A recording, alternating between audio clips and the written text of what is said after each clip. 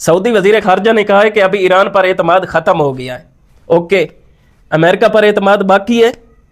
آپ نے امریکہ کو اپنی سرزمین پر جگہ دی, اڈے دیے کہ آپ کی حفاظت کرے, لیکن ایرانی حملوں کے سامنے وہ ایک شیشے کے محل سے زیادہ کچھ ثابت نہ ہو سکے. اور اب آپ امریکہ کو باہر کریں جس نے آپ کی سیکیورٹی کی ضمانت لی تھی, آپ ان کے لیے دودھ دینے والی گائیں بھی بنی ہوئی تھی, آپ سے ٹریلینز آف ڈالرز بھی لے کر جاتا تھا, اور آپ کی سرزمین پر اڈے بنائے اور آپ کی بھی حفاظت نہ کر سکا. اس پر اعتماد باقی ہے. کیوں باقی ہے وہ میں بتاتا ہوں. امریکہ اس کی یہ پالیسی رہی ہے کہ جہاں بھی کسی بھی ملک پر قبضہ جمانا چاہتا ہے فوراً جو شعار دیتا ہے کہ وہاں ڈیموکریسی کا فقدان ہو گیا ہے. ابھی مجھے سمجھ آ رہی ہے کہ عرب کنٹریز جہاں بادشاہ بیٹھے ہیں, یہ ڈکٹیٹر بیٹھے ہیں, وہاں ڈیموکریسی کا فقدان کیوں نہیں ہوتا. اس کی وجہ یہی ہے.